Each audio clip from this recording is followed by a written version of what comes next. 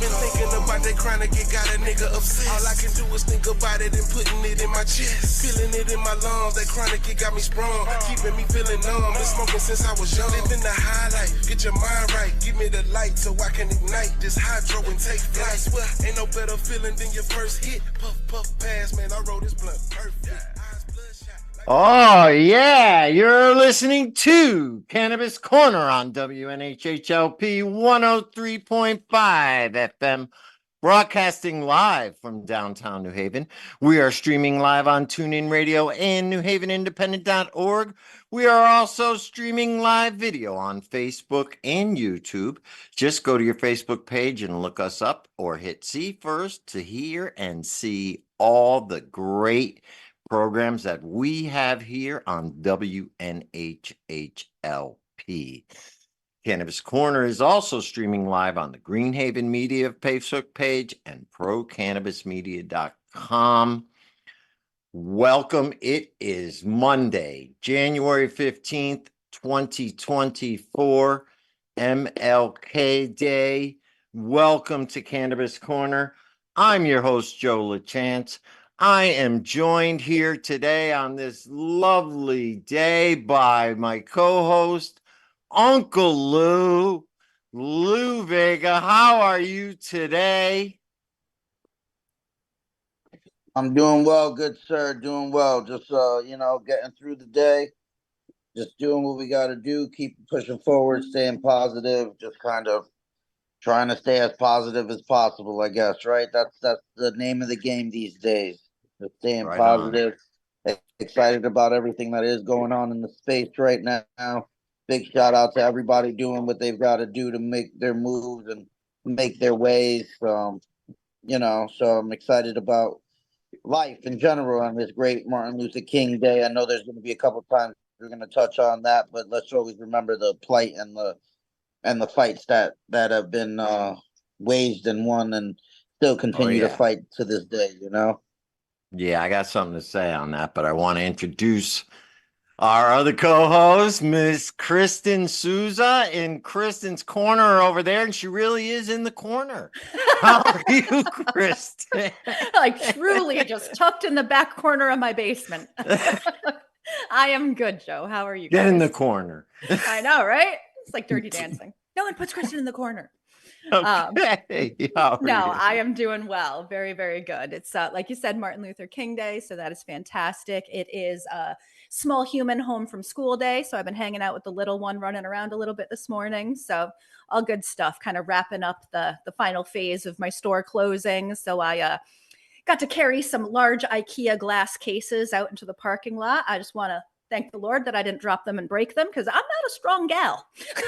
You are a very strong gal. Don't you dare say that. You know what? All of this. I lifted a 40-pound case. You are a strong girl in many ways, and remember that. It takes a strong person to make it through this life without medication. Anyway. All right. Funny. So, yes, you are correct. Today is Martin Luther King Day, and I'm especially feeling the spirit of Dr. Martin Luther King today. I don't know why.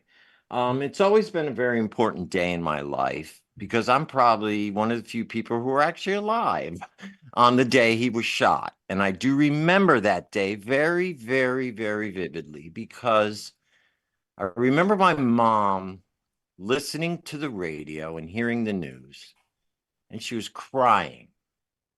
And I asked her, "Mommy, why are you crying?" And she said, "They killed Martin."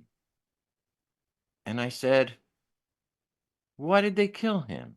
He was a good man." And she said, "Because bad people do bad things, and they kill good people. And that's how it is." And I'll never forget that. And today, this is a very important day to me today. And it strikes me very hard, because I listened to the whole speech today. And it seems today that people have forgotten the spirit of that speech and what it was really about, and the spirit of Dr. Martin Luther King. in their activism attempts and their attempts to change the system, because he had it right. And I recommend that everybody goes out there today, find the full version of that speech and listen to it. And remember the spirit of Dr. Martin Luther King when you're trying to make change. And remember what he fought for and what he died for and what he was all about. And try and bring that into your hearts today, because we need it now more than ever. So with that, I just want to say thank you for tuning in.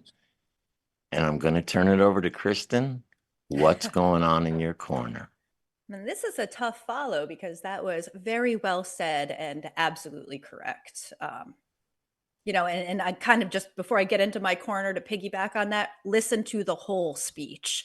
From Media, start those of to us, finish. Everyone's got their favorite portion of the speech, but what comes before and after that are the more impactful parts. Absolutely. So don't just take the fluffy Instagram caption and post something. Listen to the whole thing. It's good. It's epic. It's worth your time.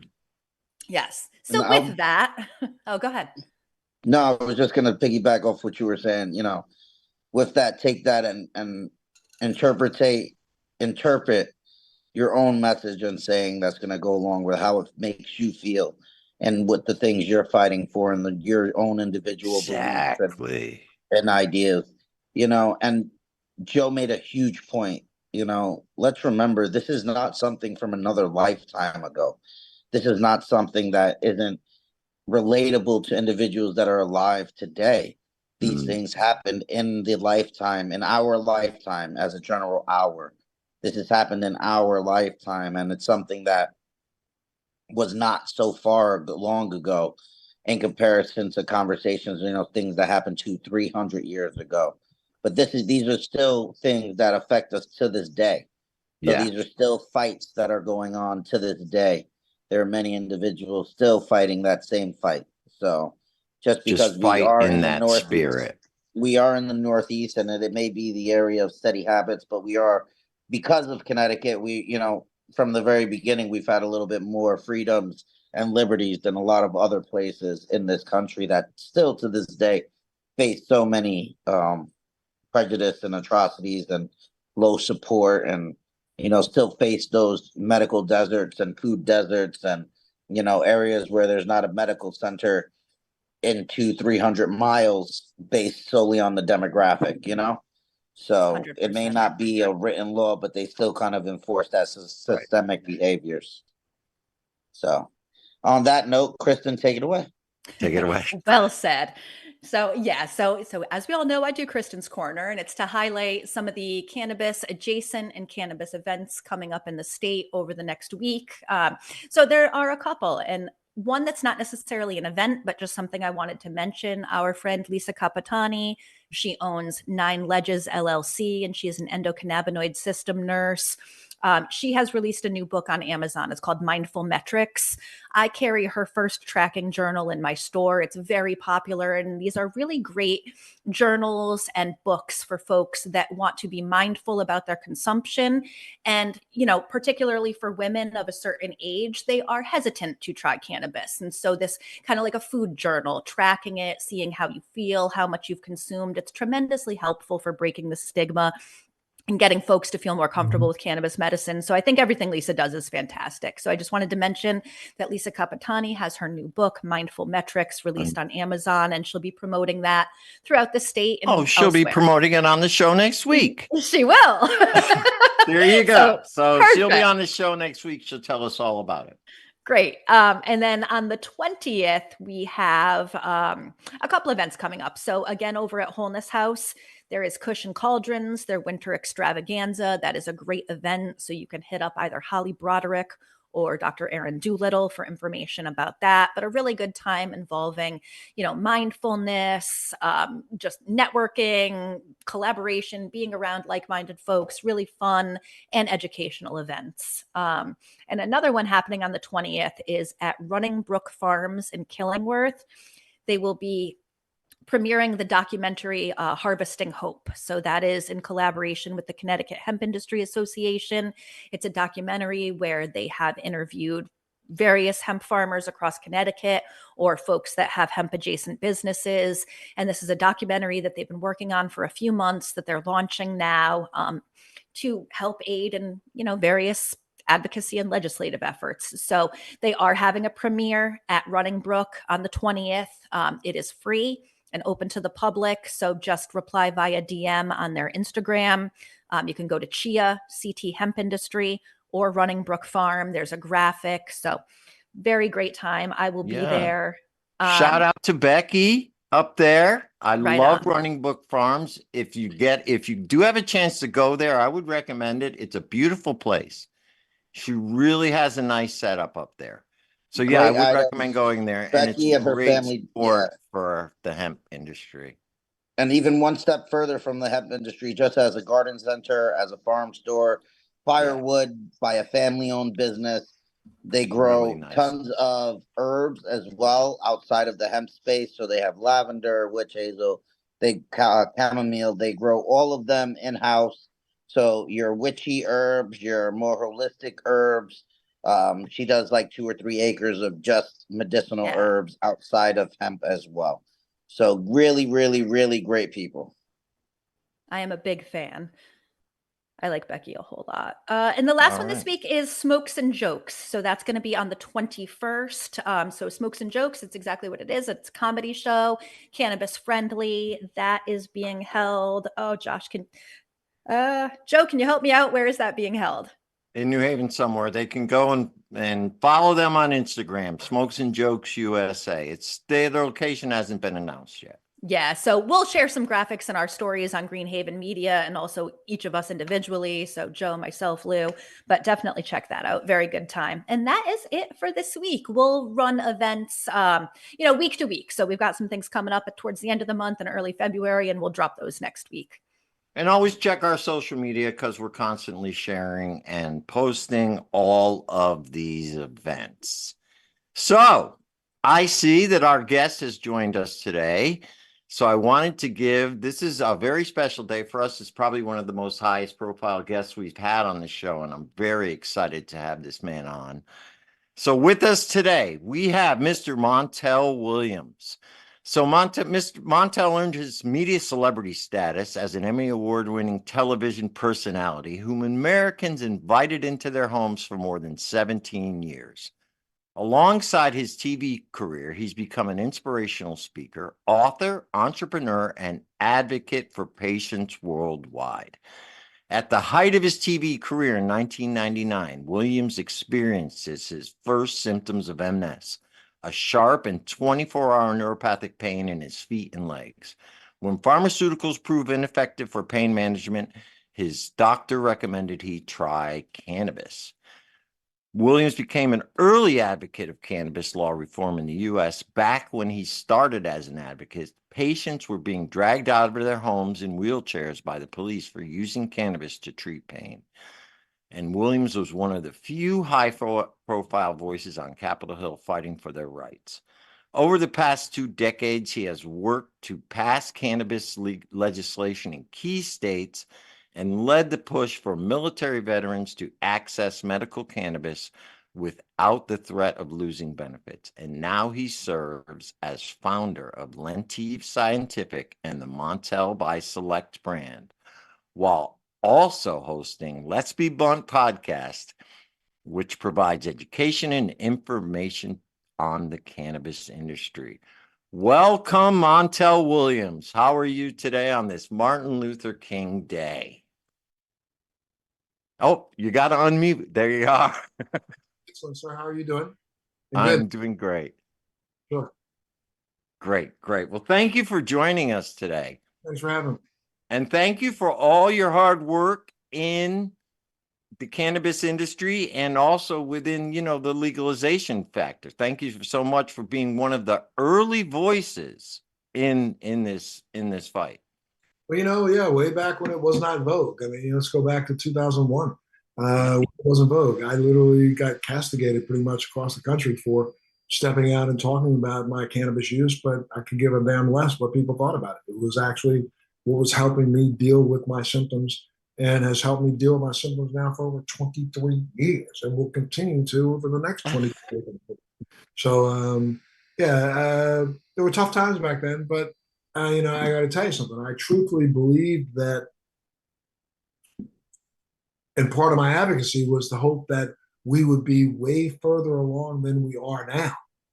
It seems so crazy that we are only where we are today, only because, as much as we like to blame and point fingers at the federal government for their slow adaptation and slow change in regulations, we need to point as many fingers, what's that old saying? When you point one finger this way, you got three pointing back. Well, there's three more pointing back at this industry for failing to do what we should have done all along the way, and that is truly advocate for patients' rights, for the ability for an individual to have access to efficacious medication. I agree with and believe in what we call adult use, but I think that we've really gone in the wrong direction when it comes to adult use because we act as if that's something similar to alcohol. It's not. I think people who gravitate to cannabis are gravitating to cannabis, whether they want to admit it or not, for an overwhelming and literally for a medical reason anyway, even if they won't admit it. The person who says, I smoke a little bit when I come over because I want to relax, well, that's because you want to relax. And it's helping you relax. Those who say I do it because it helps me sleep, that's sleep. That's a medical reason. That's not just adult use. So what we've really got to do now is, and hopefully, your voice and mine and those of others in this industry will finally step up to the plate and say, you know what, we haven't even scratched the surface when it comes to cannabis yet. We're like the Wright brothers pushing that wooden blade that brown down a hill. We still got jets and wheels and other things to come. So why don't we all start working together, forget about the fact that we're all trying to individually buy a damn yacht and going out and work together, form a collaborative group that can help push forward and lobby to push the laws forward to get the government to say, just like, I don't know if you saw this article that came out this week, but, from the FDA themselves, our FDA has just written a letter to the DEA along with Health and Human Services. They wrote a letter actually acknowledging the fact that cannabis should be rescheduled now and should have been rescheduled years ago because we recognize it is not an addictive drug. It should not be put in the same category as heroin and LSD. This is a substance that has medicinal benefits. There are over 35,000 peer-reviewed published documents out already on cannabis, 3,500 coming every single year, talking about the value of not only the psychoactive version of cannabis, but also the non-psychoactive versions, where we're talking about all the minor cannabinoids, which we know now truly affect us as mammals. So I'm sorry, I'll go my soapbox, but I got to tell you, man, keep going. It's as much fault of the federal government for the reason why we are still where we are today. It's as much their fault as it is this industry's fault. Absolutely, Montel. And you made so many good points in there. I don't know where to start, but I think the biggest one you made is that this is medicine. First and foremost, cannabis is medicine and always has been. Before they made it illegal, it was on the U.S. pharmacopoeia for over 100 years before, it was made illegal. And we can leave it at that unless you want to get into why it was made illegal. But people need to understand that it was on the U.S. pharmacopoeia back 100 years before it was made illegal in 1937 because of the Marijuana Tax Act. And let's make sure people understand it wasn't made illegal because it was a Marijuana Drug Act. It was a Marijuana Tax Act because, there are guys like Charles DuPont and William Randolph Hearst, who realized that their industries were being so poorly affected by cannabis that they lobbied the federal government. They had the money to do so, and they said, let's just blame this all these darkies coming in the United States, and we can get rid of this. Well, the truth of the matter is, we got to go back 400 years. Let's go back to 1690, 1701, when, you know, back then you could pay your taxes to the federal government with hemp. Let's remember that America wasn't built on tobacco, cotton. America was built on hemp. And those who grew hemp knew the difference between hemp and what we call marijuana today, because back then they weren't worried about 0.3, you know, percentage of THC. That was an arbitrary number that was just somebody came up with for no dumbass reason whatsoever. So the truth of the matter is, back in the early days of America, you know, we recognized the value of this plant because, you know, the world had recognized the value of it. Every sail, every rope, every tent, every canvas that was on top of a wagon going west was all made from hemp.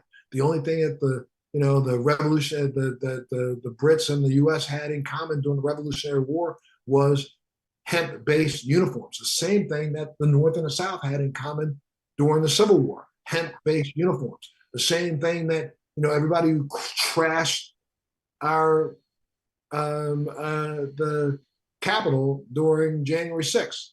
A lot of cannabis was being smoked in those hallways down there. So we know that. So this is something that doesn't have a right or left. This has a middle, and that middle ground all Americans come in together on, and they agree that it is okay. It should be okay for people to consume this product if they choose to. Yes, couldn't agree with you more. Couldn't agree with you more. And it's so well said. And I think what has happened is the focus now in this country has become the recreational aspect. The stigma came from the stonerism, the hippieism of it. When realistically, this plant, nobody even knew how to use it in that way until the federal government and those gentlemen you spoke of publicly announced that you could. Nobody in America, hardly anybody was using it that way. It was all medicine.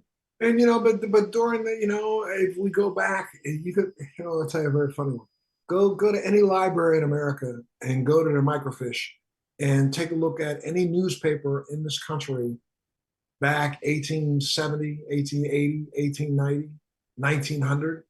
If you go back to the classifieds and you go back to, you know, the ads at the end, there are probably pages filled with tinctures and other medicinal agents to utilize cannabis with, because we recognized how much it made people feel better. And we knew that. And remember, we're coming out of a time, something called the Civil War, where we had more people injured in this country, walking around disfigured in this country than we have had any war since. And people needed something that brought them relief.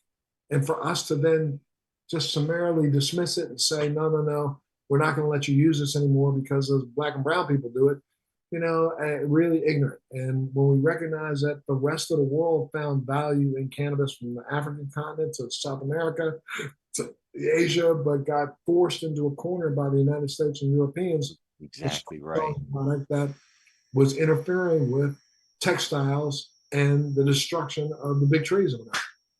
Yeah, we're talking countries that depended on hemp, that had been using cannabis for centuries, not only as medicine, but for industrial, and they got sucked in by the UN and forced a whole industry and a whole form of medicine taken away from them, their cultures that was deeply embedded in their cultures. It's a travesty. It's just like, I've always said that was one of the worst things when they made hemp illegal. It was one of the worst things that happened to humanity. We all know that there's probably over 2,500 usages of hemp.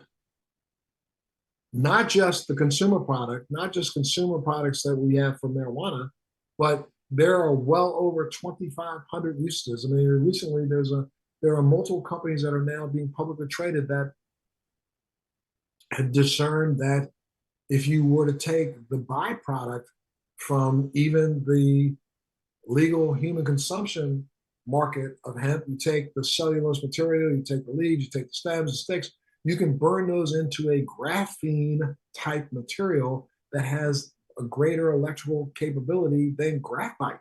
So right now we know that we could make batteries out of the waste products that are used in a lot of cannabis and hemp production. We could make batteries out of that that are lighter and more efficient than even lithium.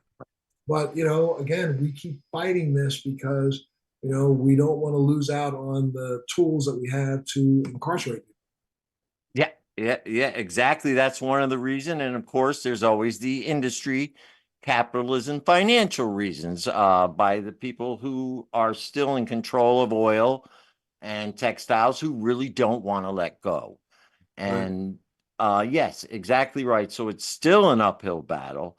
And one of the things I've always said is, can you imagine where we would be now if this was not made illegal 80 years ago? Okay. First off, if they made it illegal, you couldn't even research it. You couldn't even research it. We literally, if you remember, go back to the early 60s in the United States. We had a drug that was being actually distributed because they thought that it worked for morning sickness, pregnancy, sickness, postpartum. The drug was called thalidomide. Right. And thalidomide made some of the most horrific birth defects the world had ever seen. And now, 20 years later, we researched that same drug that we had banned and realized that it has actual efficacious reasons for its use for other maladies and is now back in the cornucopia, back in the mainstream usage in America for certain other illnesses.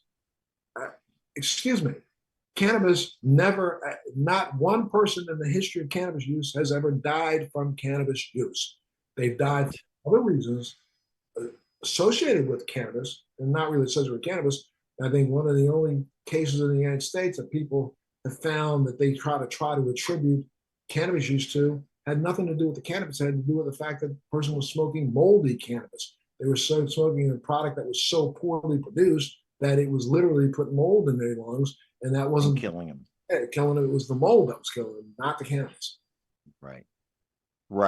Yeah, no, and there is no lethal dose for cannabis. The lethal dose for cannabis cannot be physically consumed. Absolutely. So to Montel's point too, when you're pregnant, so when I was pregnant with my daughter, I was on some anti-seizure medications being treated for migraines.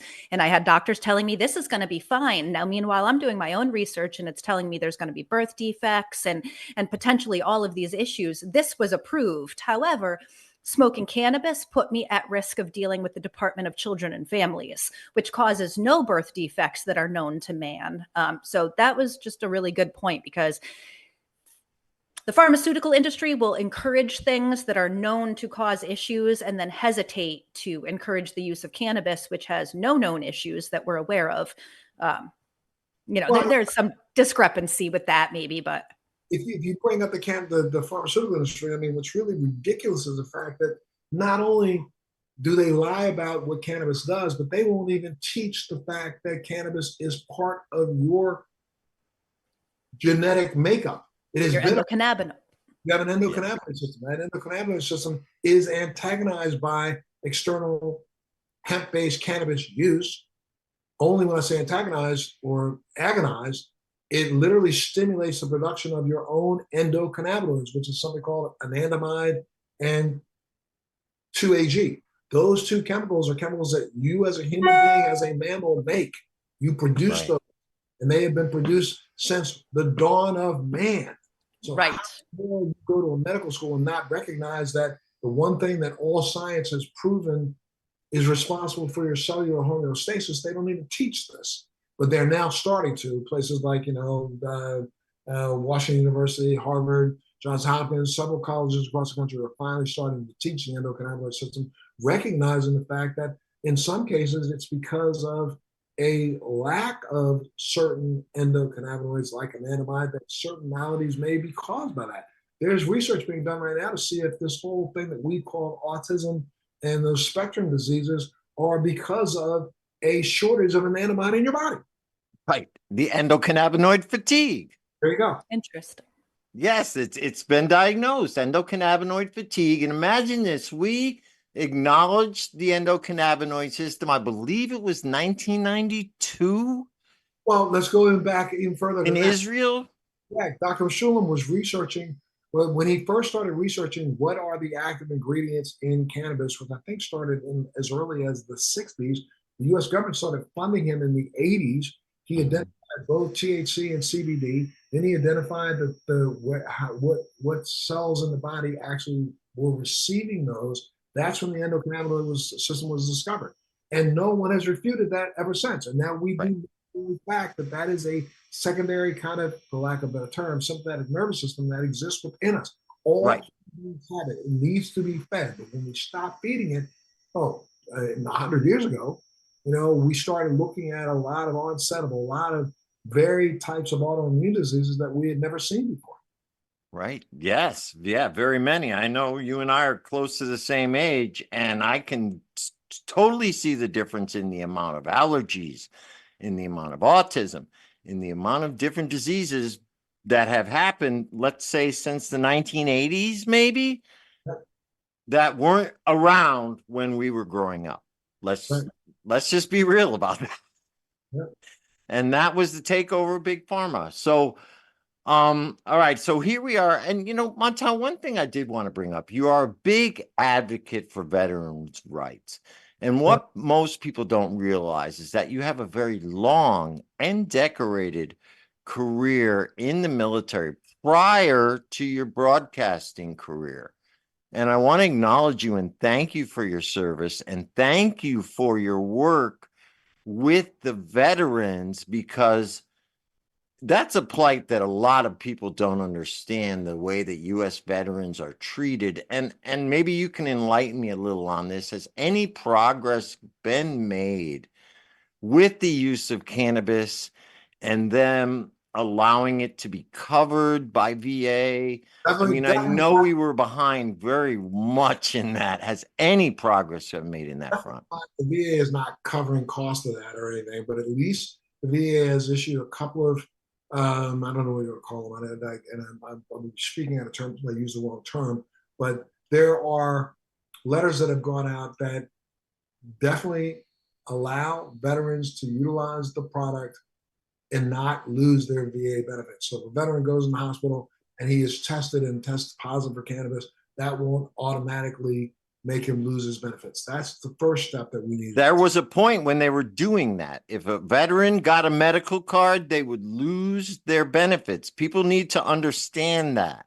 Right. But in states where the government has legally passed a medical marijuana legislation or a adult use legislation in a state, if you live in that legal state and you're a veteran, you have a right to utilize cannabis in that state and not lose your benefits. So at least that's the one thing that has moved forward, I think, of value. But, it's still hard to get, it's so funny,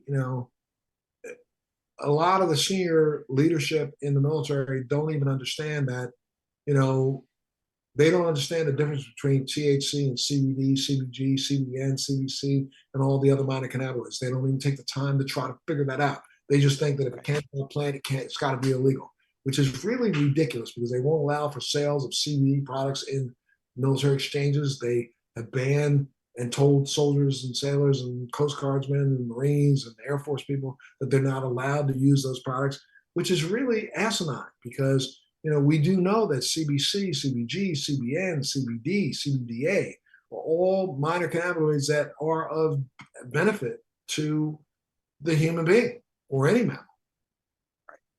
Right. Yeah. And now you discovered this in 1999 when you were diagnosed with MS, right? How did you, had you used it before? Yeah. I mean, how did I don't want to get Let's tell you the truth. I was on active duty in the military from 1974 through I was in the reserves for 2 years, from 1992 to 1996. So I didn't utilize cannabis at all back then because you got tested. Oh, that's right. That's right. And then I came back to it, but before that, I did, and I had the same effect that anybody in the early '70s had for cannabis. Yeah. It was okay, but I walked away from it because of my military service. But when I started, it was very weird. I started noticing when I started my show, I started kind of gravitating towards cannabis even before my diagnosis because I recognized that cannabis made me feel better. There were things going on in me that I could not explain. And it wasn't until I got my diagnosis that I finally realized why cannabis works so much, because I was literally following the same, path that our federal government has. And most people don't know, even on your show. I bet you've got a lot of viewers who don't recognize that back as early as 1999, our government applied for, then in 2002, gave itself a patent. One of the first patents actually given out on cannabis was given to That's right. Patent number 6630507. That is a patent. If you look it up and read the abstract, Right. our government knew about cannabis back then. Why? Because we were the ones funding Meshulam's research in Israel. We knew the value of cannabis. Exactly. And we had our own program. People don't realize that the U.S. federal government had a small medical marijuana program. They would send you a canister of 100 joints per month, specific patients that they were studying. And it was grown in Alabama, right? University of Alabama or Mississippi? And University of Mississippi. And right. It wasn't so much that, if we go back when that program started under the first George Bush, and it was a compassionate care project because if you remember back at the time, HIV and right.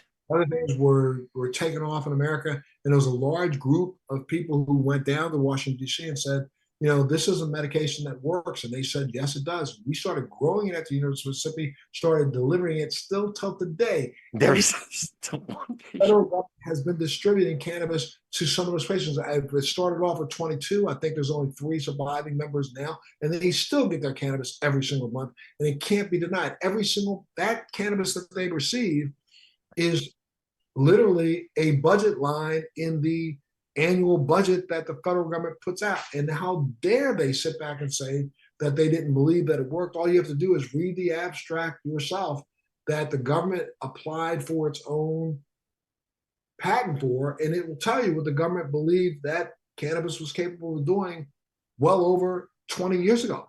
And so it's ridiculous that there has been this fight against cannabis at the federal level ever since. And every single year, every senator, every congressman in this country who votes on the annual budget votes to include that budget that line. Program, right. So how dare you say that you can't use something that we authorize? It's kind of hypocritical, Yeah, not just kind of, but yeah, it's definitely. Right. But I mean, that's par for the course for the government.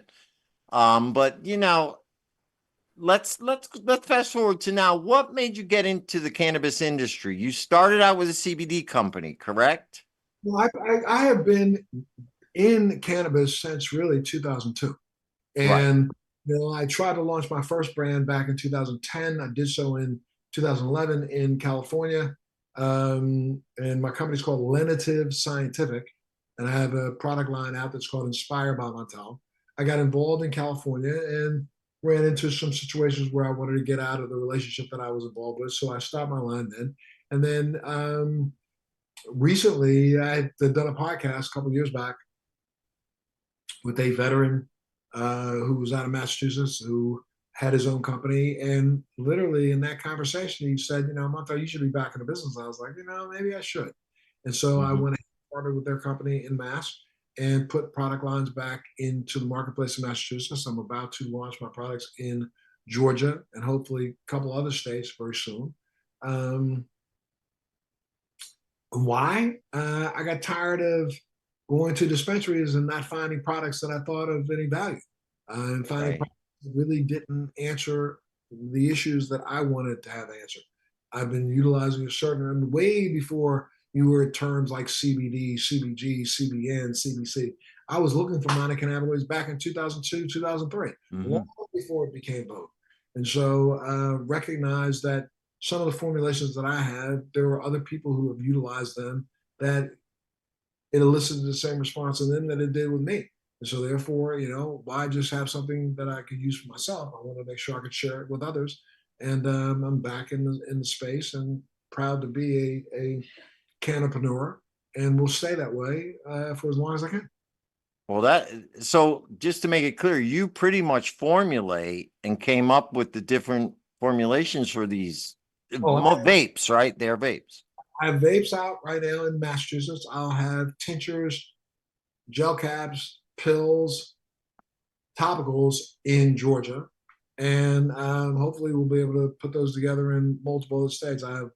I'm trying to expand my line in Mass. I will, hopefully within the next year, and do the same thing in several other states. And so I'm trying to get into Maryland, a couple other places. But yes, and I am the formulator. I formulate them and then turn those formulations over to, you know, a contract manufacturer who will make them to my specification. Excellent, excellent. They are THC, CBD, and other minor cannabinoids mixed together in the same vape carton with a proprietary terpene addition to them. Oh, I think that's what a lot of people forget is, and you and I both smoked weed in the 70s, so we knew that was coming straight out of the ground. There was no crossbreeding. There was no changing the strain. And obviously it was a lot dirtier than what we smoke today, but it was a much more balanced cannabis, you could say, because it wasn't tampered with. So it had the original CBD to THC ratio, and I got to tell you, it was a different high. It was a different feeling. Whole different experience back in the early 70s, late 60s, early 70s, early 80s. And then, you know, of course, up in the northern Golden Triangle in America, we had too many growers up there trying to grow the minor cannabinoids out of the plant and try to THC, because they really didn't understand the value of the plant.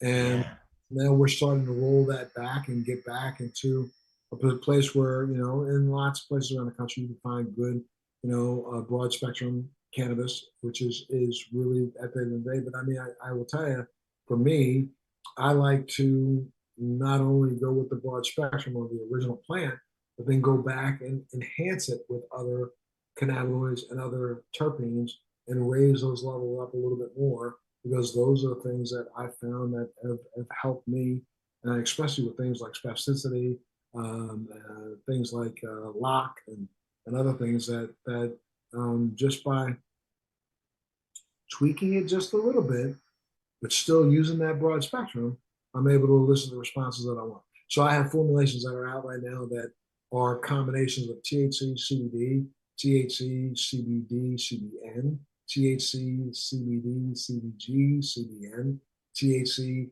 CBC, CBD, CBG. So, and each one of those formulations elicits a separate response.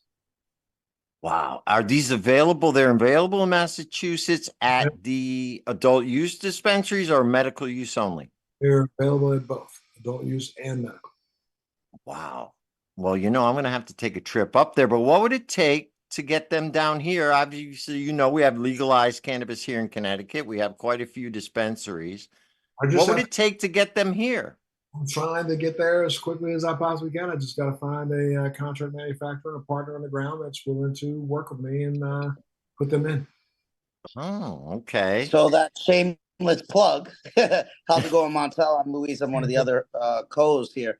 I'm a vertically integrated adult use and medical provider here in the state. We own a brand called company called Nautilus Botanicals. We are a medical and adult use cultivator, manufacturer, processor, as well as 2 dispensaries that will be opening up shortly. So we'll definitely make sure to touch base and be able to move forward with those things. We'd be able to help you with that. Well, I'd love to, you know, so, you know, when we get off, I'll give you some information about who to reach out to in my office, and we'd love to come down and have a conversation about that. I'm trying to get in as many states as I possibly can get into as soon as I can. And you know, the biggest part of that is that medicinal portion that as we continue to say, no matter what, even in the adult use idea, that this is still a medicine. And we have to protect our patient rights, and those formulations help so much. You know what I mean? Absolutely. Patients are, they should be provided a choice and have an opportunity to look at and sample and try something. Because we do know that, with cannabis, when it comes to that, not one size actually fits all. My formulations, I have a energy, a calm, a chill, and a snooze right now in the mass area. And, you can combine those together. You can use a snooze. Like for me, I happen to use the energy most of the day. But then, as I get to the end of the evening or get to the latter part of the day, I like to come down a little bit and try to, not necessarily have a huge euphoria that's going to keep me awake and trying to solve the world's problem while I'm sleeping. I like to kind of fade into rest. And so, what I've formulated is a product that I call Snooze that has CBC, CBN, CBD, THC at all equal components, so 25, 25, 25, plus a particular terpene formulation that I've added to that'll help elicit that response and help put you to sleep. I've got one that will just, calm you down when you come home from work. It's a product that, if I'm, my energy is a big banger. I mean, it's a heavy hitter. It is by volume, 95% THC, 5% CBD, and then extra terpenes on top. That little bit of CBD is just enough to take that edge off, so you don't get anxiety. You'll get the euphoria that you want. It'll take you to the moon if that's where you want to go. However, you won't be on the moon all jittery and nervous and all hyped out. No, it's a really nice, really, really smooth euphoria. Helps you function. One of the things I've noticed is that you take to it, you hit it pretty hard, you'll be cleaning your house, you'll be cleaning the car, you'll be running around doing more projects that you can even think of, and but at the same time not feel overly anxious. So that's why I add the CBD on the top, because it literally in that vape cart will help to just tampen down that anxiety. Wow. Those are the type of things I used to do on my own. I'd have a CBD cart and a THC cart and go one after the other. It's great. Yeah. I have to say, I love that, because I've been smoking flower in, high THC, whatever, but I've been embarrassed to admit that lately it has been making me feel anxious and heart fluttery. And so finding either carts or mixing CBD with it, I have found helps tremendously. And, I'm all like, I've been smoking for a long time now. Where is this coming from? But our bodies change, our mindset changes. So that's huge. Jump up the mass and look for Inspired by Montel, and I'll guarantee you I could take Kristin, we're getting in the car this weekend. I met you in Mass. I was one of probably 1,000. Dispensary owner in Mass. That's right over the border. I accosted you in Montel. I have a picture with you. Great. Super. I'm glad you did. Thank you. Very excited about that. That sounds like something I would use to go to the gym. That sounds like something I would completely use to push forward in my day as I'm meeting that midday hump, those type of things, as I'm trying to maintain a healthy lifestyle. You stay on that till about 3 or 4 o'clock when you come home. Then you can change over and use either my calm or my chill. The calm and chill are products that literally are 3 to 1 and 2 to 2. So it'll give you a nice, even buzz that won't be so overwhelming. You still get things done.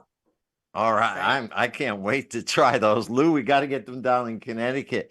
All right, real quick, let's talk a little bit. We got about 5 minutes left. I want to talk a little bit about the podcast, Let's Be Blunt with Montel. When does it air? It's weekly, right? It's weekly, and it's on all the streaming services that carry podcasts.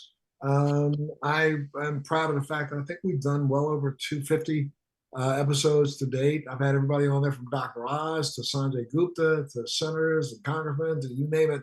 All people who are stakeholders in the business and people who aren't stakeholders in the business that have come on to just discuss their either usage of or their advocacy for. And you can go up and take a look at the episodes and pick one, and I'll guarantee you'll enjoy it.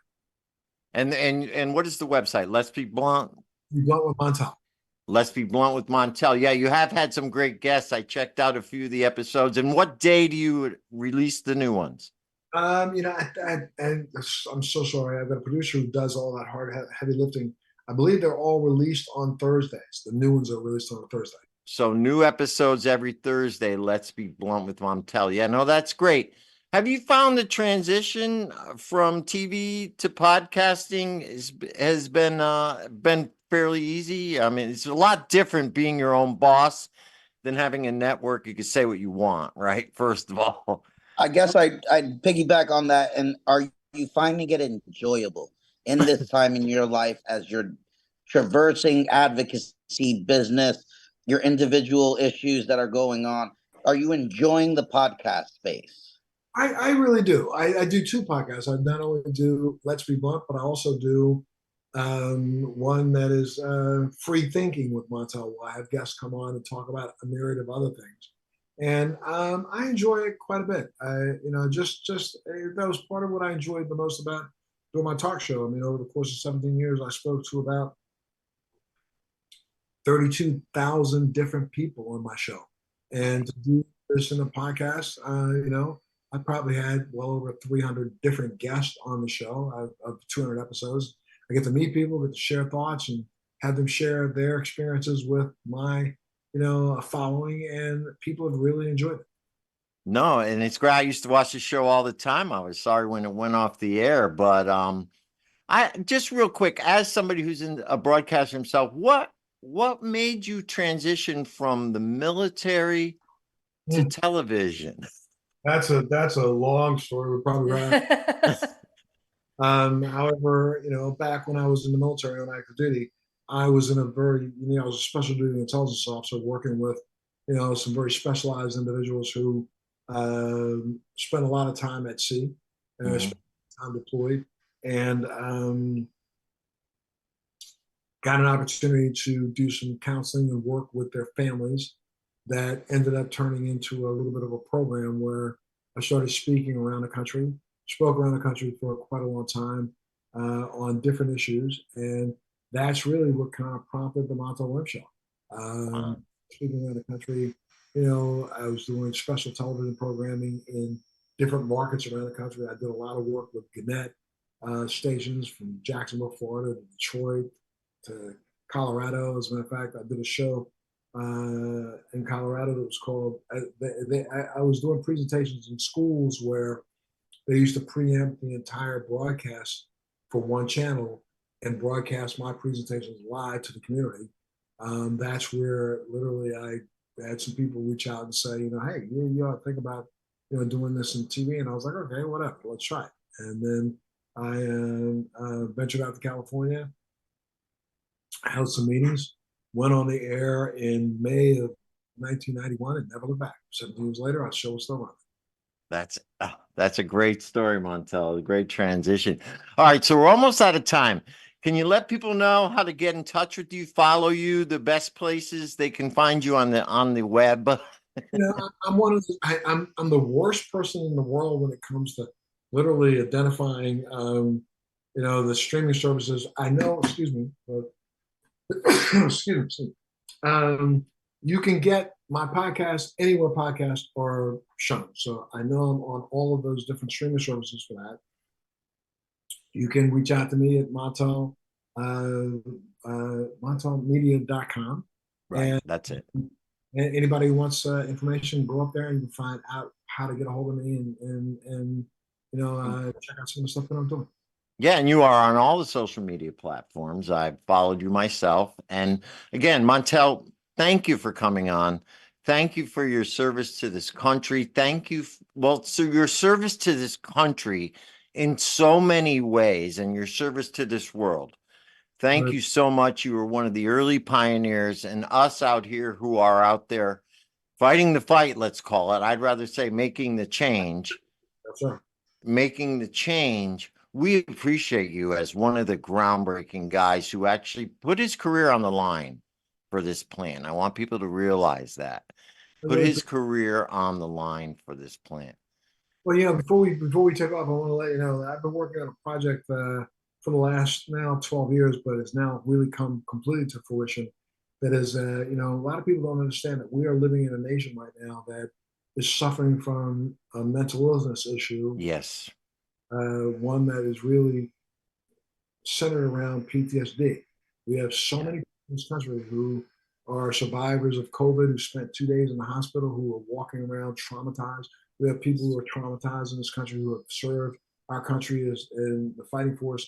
But I've been working on a project for now years that is now acknowledged and recognized by the governing bodies that actually validate psychological protocols.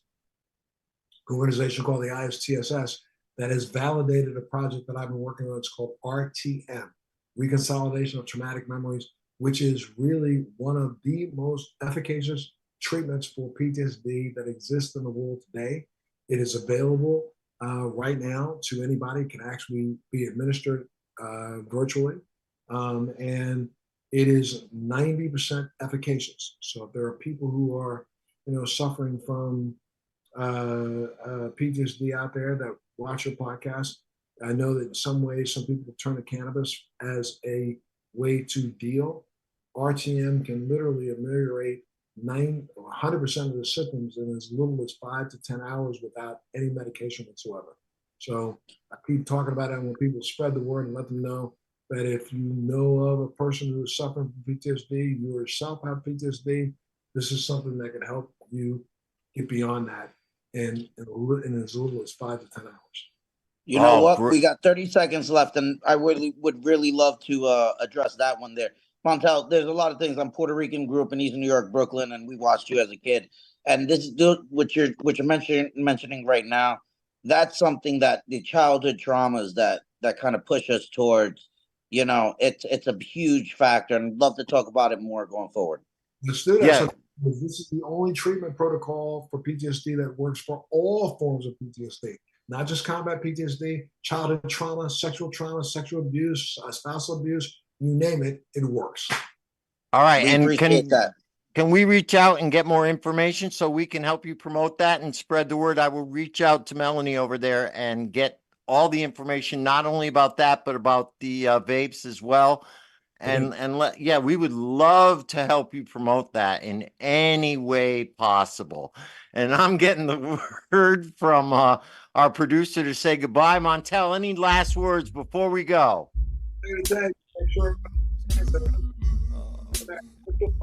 No matter what your journey in life, just stay true to who you are. Make sure that every day you wake up with a sense of purpose. Understand that we all can make a difference in everyone's life if we just think bigger than ourselves. Thank you, Montel. Thank you for coming on today. Thank you, everybody, for listening. We love you all. Remember, love will always triumph over hate. Say goodbye, everybody. Any last words, Uncle Lou? Stay happy, healthy, and high, my friends. Kristin. Thank you so much. This was great. All right. Goodbye.